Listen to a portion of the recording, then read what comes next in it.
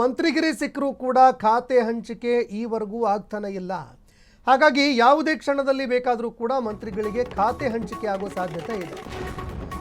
ಕಾಂಗ್ರೆಸ್ನ high command ಆದೇಶಕ್ಕಾಗಿ CM ಅವರು waiting ಮಾಡ್ತಾ ಇದ್ದಾರೆ. ಪ್ರಬಲ ಖಾತೆಗಳಿಗೆ ಮಂತ್ರಿಗಳು ಮಹಾ ಲಾಭಿಯನ್ನ ಮಾಡ್ತಾ ಇದ್ದಾರೆ. ಇತ್ತ ಸಿಎಂ ಅವರು ಕೂಡ ಹೈಕಮಾಂಡ್ ಯಾವಾಗ ಆದೇಶ ಕೊಡುತ್ತೋ ಏನೋ ಅಂತ ವೇಟ್ ಮಾಡ್ತಾ ಇದ್ದಾರೆ.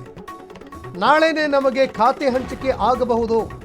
ಇಬ್ಬರು ಪ್ರಭಾವಿ ಮಂತ್ರಿಗಳಿಂದ ಮಾಹಿತಿ ಲಭ್ಯವಾಗ್ತಾ ಇದೆ. ಚಲುವರಾಯಸ್ವಾಮಿ ಶಿವಲಿಂಗೇಗೌಡ ಹೇಳಿಕೆ ಕೊಟ್ಟಿದ್ದಾರೆ. ಖಾತೆ ಹಂಚಿಕೆ ಮಾಡ್ತಾರೆ ಅಂತ ಯುಟಿ ಖಾದರ್ ಅವರು ಕೂಡ ಹೇಳಿದ್ದಾರೆ. ಹೀಗಾಗಿ ಇವತ್ತೇ ಹಂಚಿಕೆ ಮಾಡ್ತಾರೆ ಅಂತ ಶಿವರಾಜ್ ಅವರು ಕೂಡ ಹೇಳಿಕೆ ಕೊಟ್ಟಿದ್ದಾರೆ. ಹೀಗಾಗಿ ಕ್ಷಣ ಕ್ಷಣಕ್ಕೂ ಕೂಡ ಮಂತ್ರಿಗಳಲ್ಲಿ ಟೆನ್ಷನ್ ಹೆಚ್ಚಳವಾಗ್ತಾ ಇದೆ.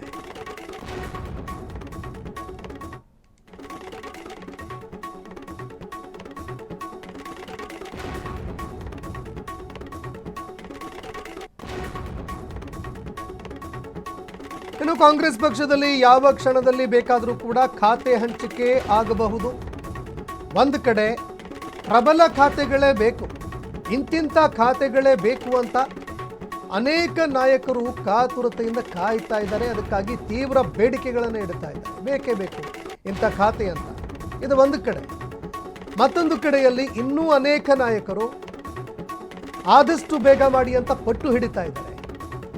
ಮತ್ತೊಂದು ಕಡೆ ಸಿಎಂ ಡಿ.ಕೆ. ಶಿವಕುಮಾರ್ ಅವರು ಹೈಕಮಾಂಡ್ ಯಾವಾಗಪ್ಪ ಕೊಡೋದು ಆದೇಶ, ಯಾವಾಗ ಗ್ರೀನ್ ಸಿಗ್ನಲ್ ಕೊಡುತ್ತೆ ಹೈಕಮಾಂಡ್ ಅಂತ ಅವರು ಕೂಡ ಮತ್ತೊಂದು ಕಡೆ ಕಾಯ್ತಾ ಇದ್ದಾರೆ.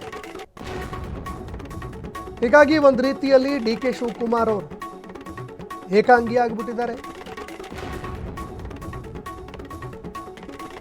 ಇತ್ತ ಎಲ್ಲ ಸಚಿವರು ಕೂಡ ಒಂದು ಕಡೆ ಅವರ ಮೇಲೆ ಒತ್ತಡವನ್ನು ಹೇರ್ತಾ ಇದ್ದಾರೆ.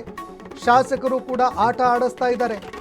ಮತ್ತೊಂದು ಕಡೆಯಲ್ಲಿ ಖಾತೆ ಹಂಚಿಕೆ ಬಿಸಿತುಪ್ಪವಾಗಿ ಪರಿಣಮಿಸ್ತಾ ಇದೆ. ಖಾತೆ ಹಂಚಿಕೆ ಮಾಡಿದ ಕೂಡಲೇ ಕಾಂಗ್ರೆಸ್ ಪಕ್ಷದಲ್ಲಿ ಅಸಮಾಧಾನ, ತೀವ್ರ ಭುಗಿಲೇಳುವಂತಹ ಸಾಧ್ಯತೆಗಳಿದ್ದಾವೆ. ಹೀಗಾಗಿ ಡಿ.ಕೆ. ಶಿವಕುಮಾರ್ ಅವರಿಗೆ ಇದು ಕೂಡ ಸಂಕಷ್ಟವಾಗಿ ಪರಿಣಮಿಸುತ್ತೆ. ಇದನ್ನು ಯಾವ ರೀತಿಯಾಗಿ ನಿಭಾಯಿಸ್ತಾರೆ ಡಿ.ಕೆ. ಶಿವಕುಮಾರ್ ಅವರು ಅದನ್ನು ಕೂಡ ನೋಡಬೇಕಾಗತ್ತೆ. ಆದರೆ ಬಹುತೇಕವಾಗಿ ಈ ಖಾತೆ ಹಂಚಿಕೆ ವಿಚಾರ ತೀವ್ರ ಕಗ್ಗಂಟಾಗತ್ತೆ ಅನ್ನುವಂಥದ್ದು ಕೂಡ ಇದೆ.